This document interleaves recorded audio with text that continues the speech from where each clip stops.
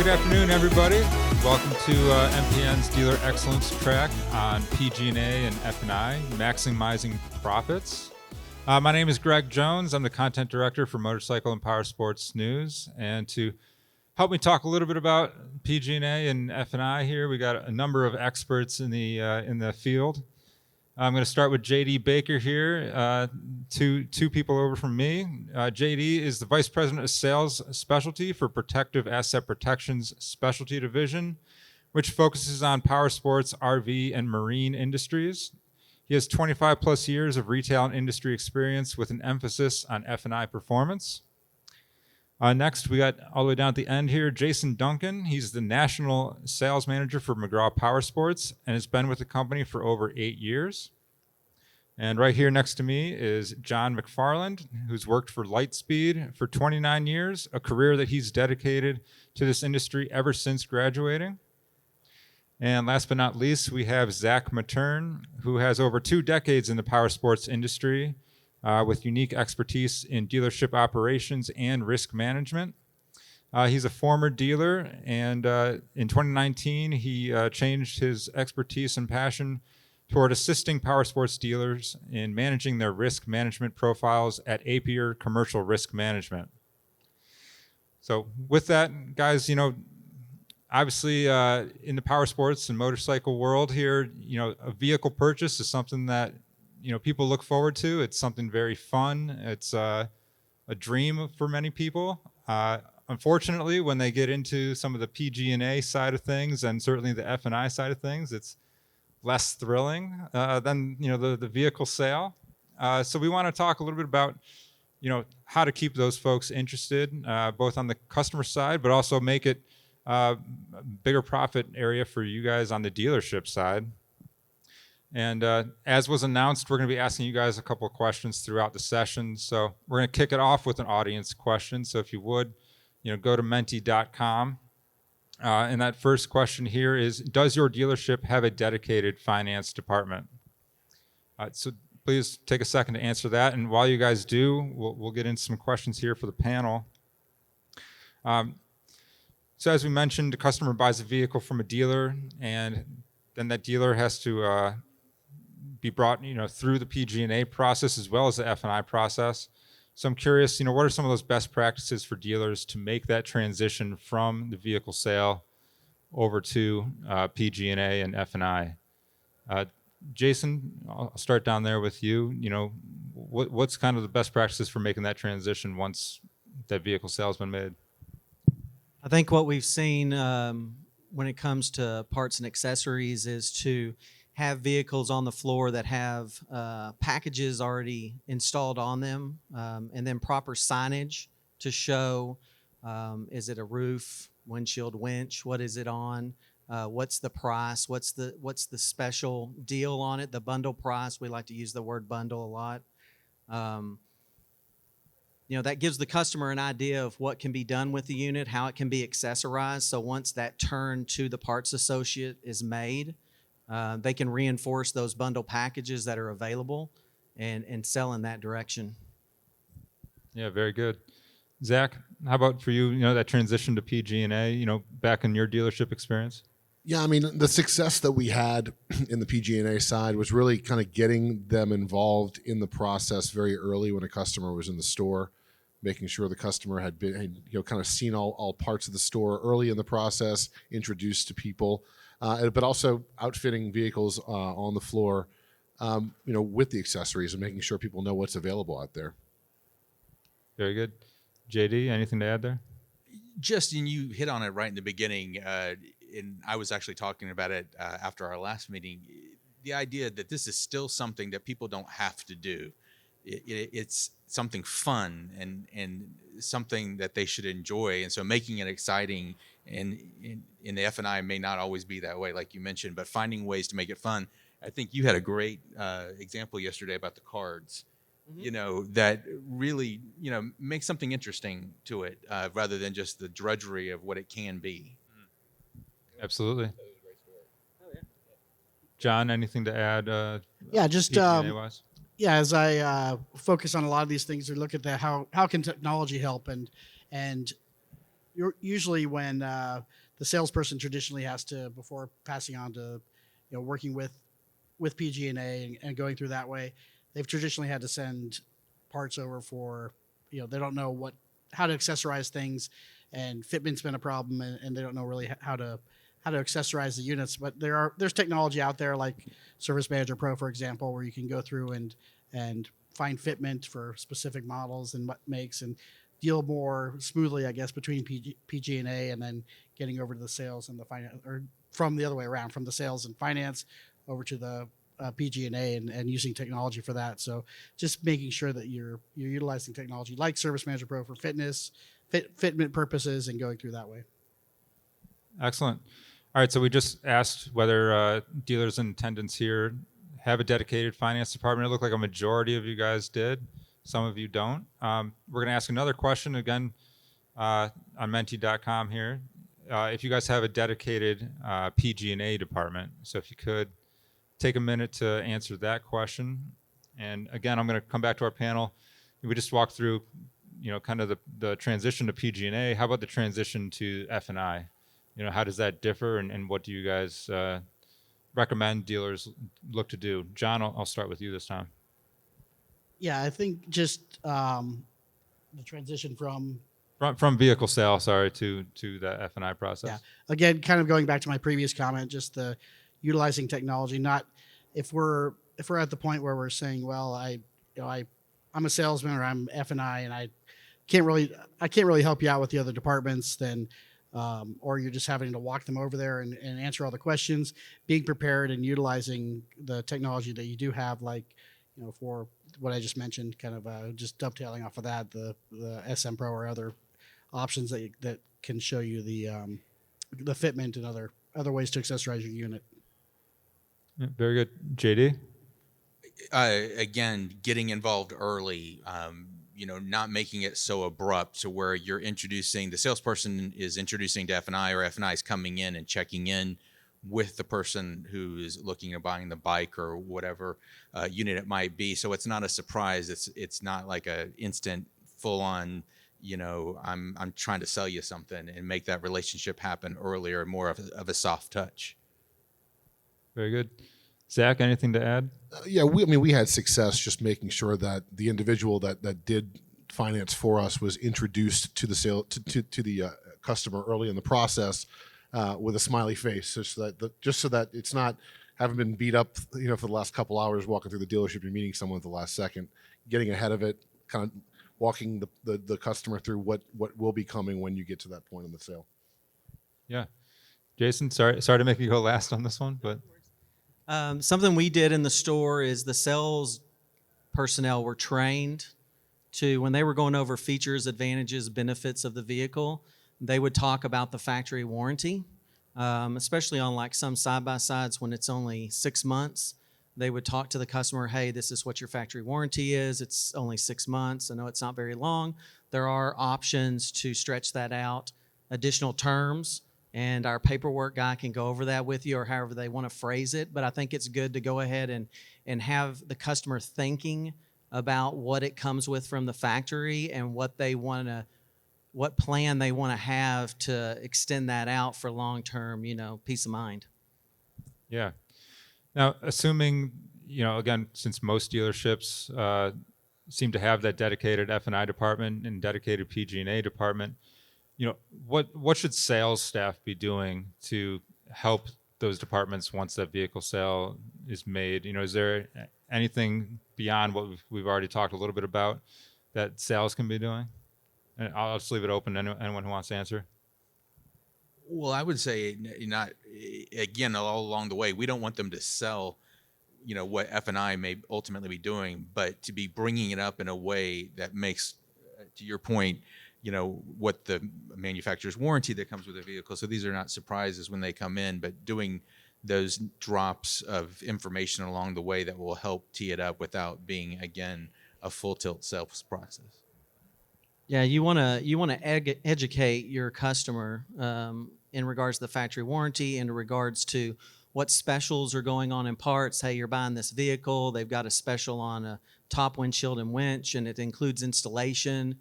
go ahead and have those conversations with the customer, because it gives them time to think about it before they're actually introduced to a parts associate or a finance manager, so they can make a educated decision. Very good. Anybody else want to weigh in there? Good. All right, so guys, going back to specifically the PG&A side, are there any trends that should have prompted dealers to change the way they approach PG&A with customers, or are there a few new ways you guys have seen, other dealers approach this in a successful manner? John? Sure. Yeah. A couple things, trying to go leaner on inventory. Things like using a dealer locator that's out there for a lot of people. If you're holding on to parts for no reason, or don't have good methods of getting rid of some of that obsolete inventory, there are things like dealer locator you can utilize. There are making sure you're focusing on which parts are obsolete, so you're not keeping bloated inventory that doesn't have a true value with it. Using things like, more recently, I think a lot of you have heard of Affirm. There are short-term financing options for, Affirm. Sunbit is one that we integrate with. So being able to upsell, that's not a new theory, but having the ability to more properly upsell with those financing options out there. So somebody who couldn't previously afford at the parts counter, maybe having a Rye helmet versus a lower end helmet, now you can say, hey, we've got this option for you, short-term financing. You can have 4 payments out there, split them out fairly easily for you. So short-term financing is definitely a trend that's out there that we could take advantage of, and not only helps the customer, but helps you guys gain more business and get higher volume on your invoice tickets as well. Yeah, definitely. JD, anything to add just when it comes to newer trends on PG&A, or? I think you pretty much covered that. Okay. Anybody else? We were in a store recently, and the parts department had, they were like bundle packs. So like it was motocross gear, off-road riding gear, a street package. And touching on what John said, they had their retail price, and then they had their bundled sell price, but then they had only this payment for 6 months.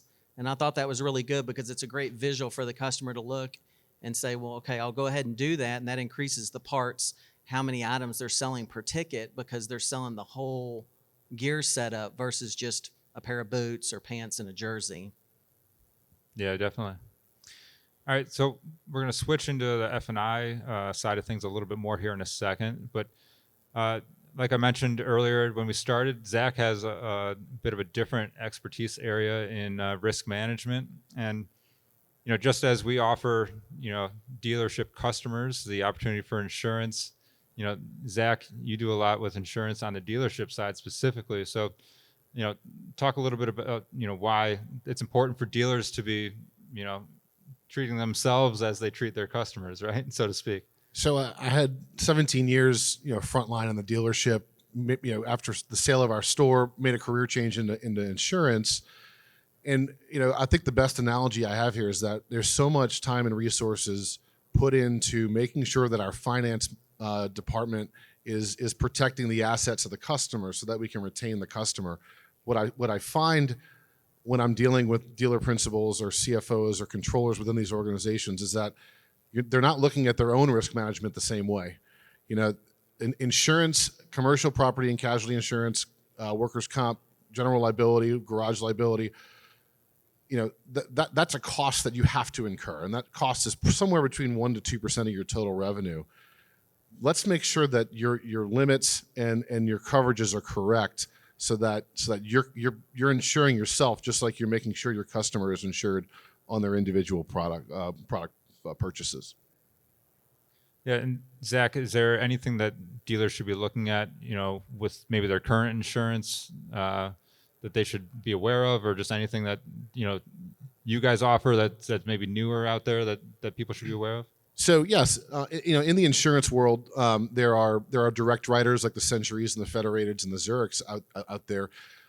Where I come from the brokerage space, and so my idea was to come in here and create, number one, a place where a dealer can come to me and say, hey, can you take a look at this? Let's review. Additionally, we want a place where you're making sure that your limits are aligned with the reality of what things look like. If you're not reviewing that annually, you can really end up in a tough spot. So if we're talking about, how are we going to create more profit through PG&A and F&I? How are we going to retain that profit by making sure that if there is a big loss, you're covered for it? For instance, property insurance limits should probably have been increased over the last couple of years. Construction costs are up significantly, and that's something you should be looking at with your broker. Also your inventory limits. Are your dealer open lot limits, are your garage keepers limits correct? Are you covering? Do you have enough coverage so that if your building burned down, your inventory, your customers' vehicles, and the building are properly insured? And as it pertains specifically to F&I, having been on the other side and coming into insurance, my perception was that the claims probably in the dealership space are a lot of like smash and grab property claims or completed products liability. You have a mechanic that doesn't attach a brake correctly and somebody crashes.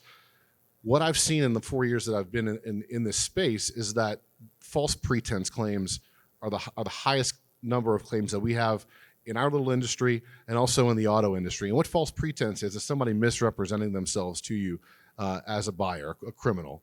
And so what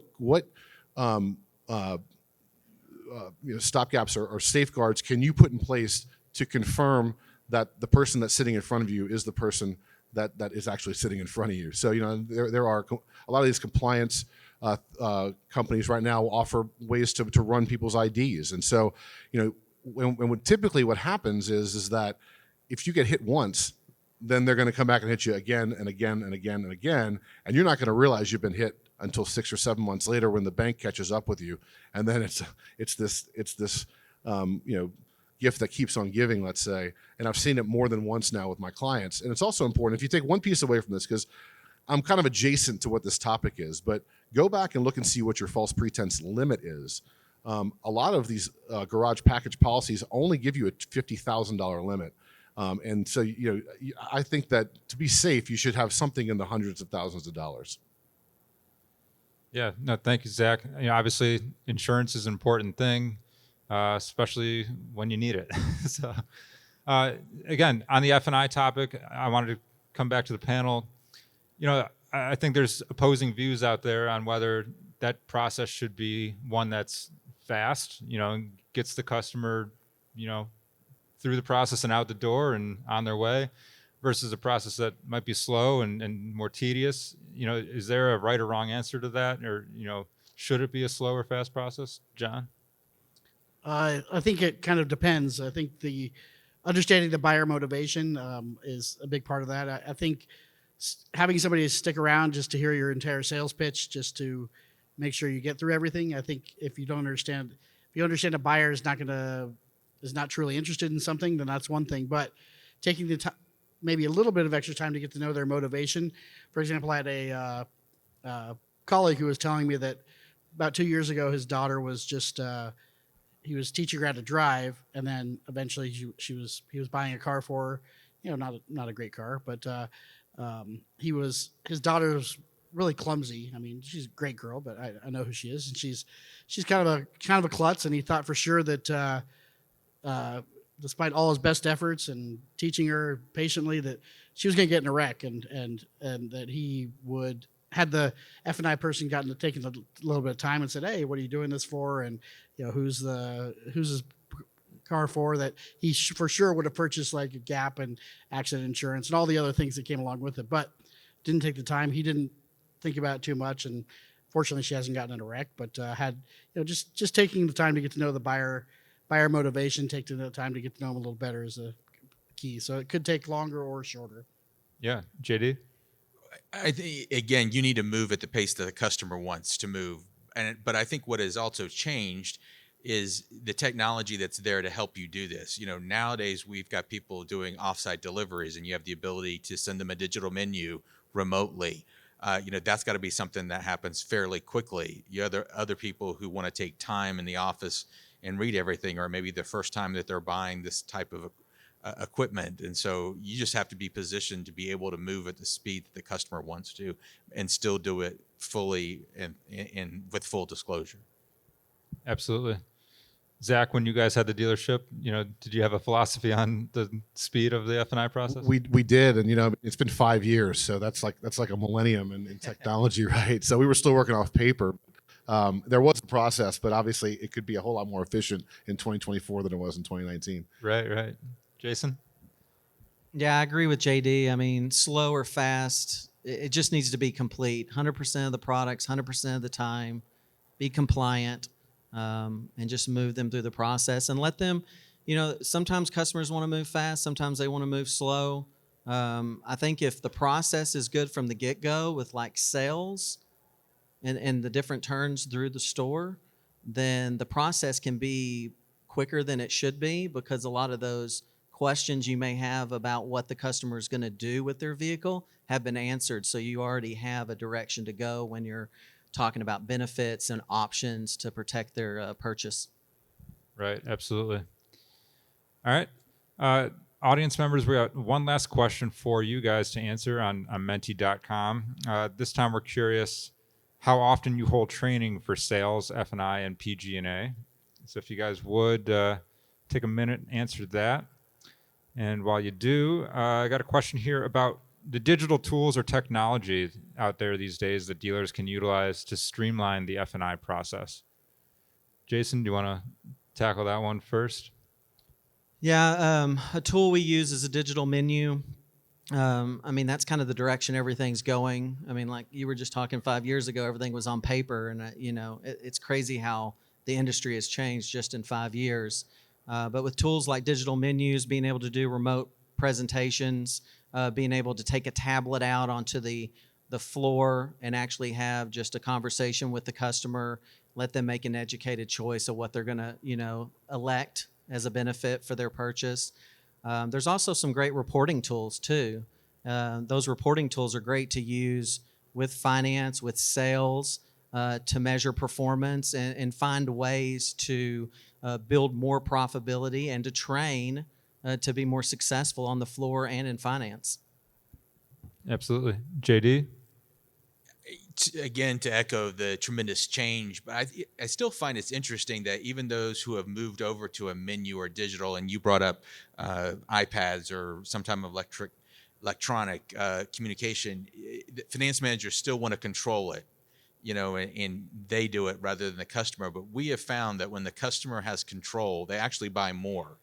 And, they're dragging and dropping and figuring out what they want. And ironically, if the F&I manager gets out of the way, we need to present everything and give the reason for it. But the customer, we're selling these products because they have value and the customers want them, and they said that they wanted them. But sometimes we get in our own way. And these tools have really caused us to be able to make that conversation be different, better, faster, more informative, and also get more buy-in because they're used to doing it in other industries and fields every day of the week. Yeah, definitely. I mean, technology's everywhere these days. John, this is kind of your area of expertise. So Yeah, for sure. The menu selling, as has been brought up, I hope everybody should have some sort of menu selling program that they're utilizing. E-signature, I mean, paper's going by the wayside more and more, pen and paper. I think the only two places I see, the not using e-signature is using some sort of process or older process is, Avis, when you rent a car, you use either or the old Oki data printers, either Avis or some power sports dealerships are the only two places I see those still in operation. But hopefully utilizing e-signature, utilizing the F&I integration. We have, there's lots of partners that you work with. They're not all embedded in your DMS. So having the ability to transfer the information from your DMFs or those providers to avoid duplication, credit check, both utilizing a partner there for hard and soft pulls, like 700 credit, those things. So just making sure you're taking advantage of that technology that's out there versus sticking with your pen and paper process right now is definitely a help and make things more efficient for you. Yeah, absolutely. All right. So on that poll that we just did about training, sales, PG&A, and F&I, it looks like most of you guys are doing it at least on a yearly basis. You did have a couple people say never, which that's not good. So hopefully that's not the truth. Honesty. or if it is the truth, I appreciate the honesty. But guys, how often should dealerships be looking to train their sales staff, the PG&A staff, F&I staff? You know, is there a certain frequency that really pays off, Jason? When I was in the store, we did it weekly. So we got all the different department managers together, parts, sales, finance, and every manager contributed to that training. And it wouldn't be very long, 30, 45 minutes. That way the sales staff, the parts and accessories staff, they would be up to speed on what specials there are or what new item is coming out, and they can talk about it and be on top of everything when they're presenting to their customer. Yeah. Zach, how about in your dealership days? Yeah, I mean, to piggyback on that, I think it really boils down to communication. I mean, formal process training is probably something you should do on a quarterly basis. But as far as training on product or what's going on in the store or making sure there's intercommunication between departments, I think that's really where you're going to have the most success in being able to capture the most dollars in a PG&A or F&I situation. JD? Similar, the concept between formal training and more the informal, formal, quarterly, monthly.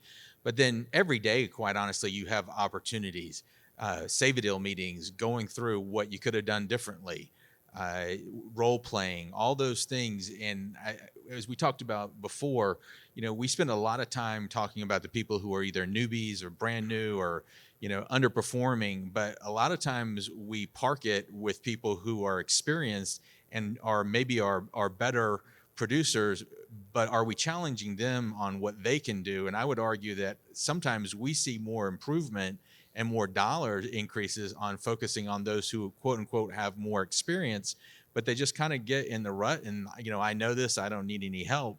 But the reality of it is that they're sometimes the ones that actually improve even more if they decide to take that on. And I think that's a challenge it's important.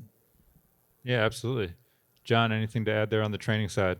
Just the fact that, weekly is great. I think formal versus informal. I think having weekly stand-ups just for 15, 20 minutes just to go over, what's gone well the previous week. What are we, what roadblocks you're running into? What are you going to work on? Those are things I have as my job as well. I'm not in F&I, but it carries forward very well to the F&I side of things.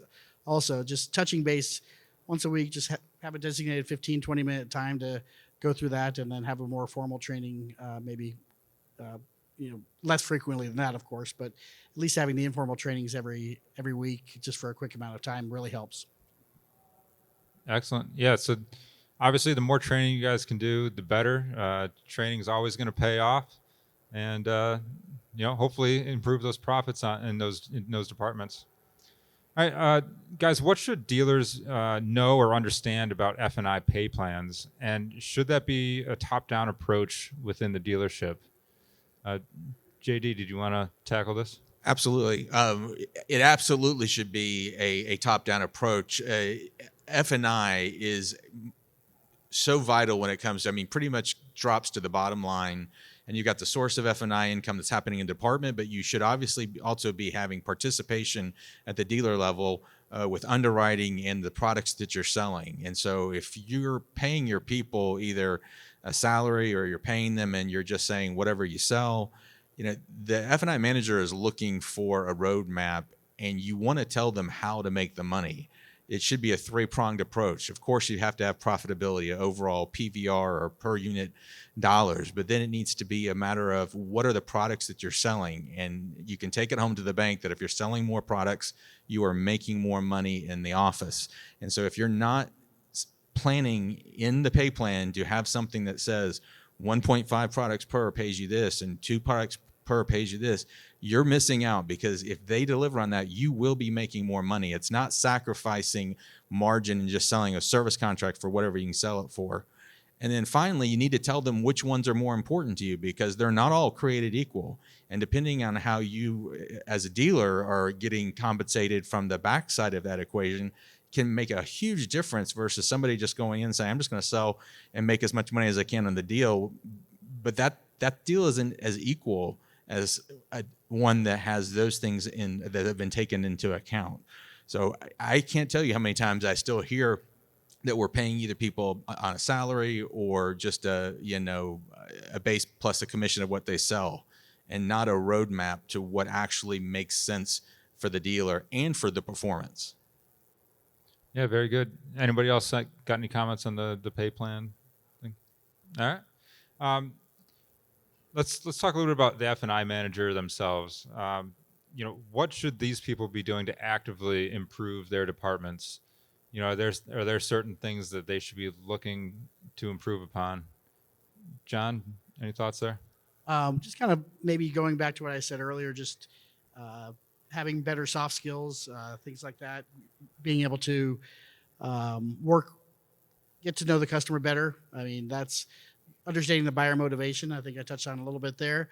Just anything like that can help. I think your competition can copy everything you do at the dealership, but they can't copy you. So if you get good individuals who are good with relating to the customer, that's a skill that you want to keep reinforcing and making sure that the dealership is doing that. So understanding the buyer persona more, and that's a big part of my job, is understanding the buyer persona so I can tailor software better to work with the dealers as well. Same thing goes for the dealership, understanding what motivates the buyer and how we can sell to them a little better.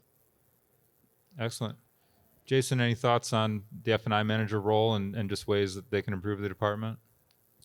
Well, I think F&I managers need to be active. They need to, when in their downtime, they need to be on the floor. They need to be mobile, introducing themselves to customers. If they're filling out a credit app, they need to be asking if they have any questions and assisting them so that they get all the information complete. On the flip side, we always had our finance managers reaching out to local banks, credit unions, and sometimes they kind of give you a hurdle or a block. They don't want to do business with you, but keep working with them. I've seen credit unions that originally say no, but then 6 months, 12 months down the road, they have enough members buying vehicles that they finally relent, and they'll come up with a program that's beneficial for the store. Yeah, excellent. Zach or JD, anything else to add there? I would just say, as it pertains specifically to risk management, making sure that you're compliant, making sure that you've put the stopgaps in place to make sure that you can retain your profits and not chase dollars after fraudulent sales. JD, you good? All right. All right, guys. We just have a few more minutes, but any final thoughts across PG&A or F&I that you think dealers should really take away, maybe can take home with them, from the show here and implement in 2024? John, any just final advice? Just utilize, again, kind of beating a dead horse here, utilize the technology that's out there. Don't rely on your old methods. There is a lot of new updated technology that can be utilized for accessorizing the unit, short-term financing. We touched on a few of them. E-signature, menu selling, of course, not brand new, but and then any integrations that you can get with your DMS software, take advantage of those. Any time is money, of course, and those things save a ton of time and money. Yep. JD? Back to where we started, F&I can be the transactional part of the process. It's the necessary evil in some ways. Again, that idea of continuing to build the excitement that you already had in the process, or hopefully the customer had. Just in a little bit in the weeds, we talked about this before, where making sure that your menu is ordered in a logical manner. I see it continuously where I walk in and I'm looking at somebody's menu presentation and I'm like, those don't flow at all. Is there a logic to how you're building your menu and how the customer is thinking of those products together? I'll give you a very specific example. If you're selling service contracts and road hazard, you never divorce those. I can't tell you how many people think that the tires and wheels are covered anyway on the deal, but you're talking about it in one word picture when you're talking about covering the vehicle. Don't have service contract here at the top and tire and wheel on the bottom with 3 or 4 other things in between. It's interesting, but it breaks the flow, it breaks the logic, and there's a huge difference in how a presentation that moves smoothly versus not affects the deal. Yeah, no, that's definitely important. You don't want people, not following the thinking. So very good. Zach, Jason, final thoughts? I would just say that complacency is cancer. So, you just constantly trying to figure out ways, empowering your leaders in the store to always be looking for ways to evolve and get better and keep up with what's going on in the industry. Yeah. Jason, bring us home.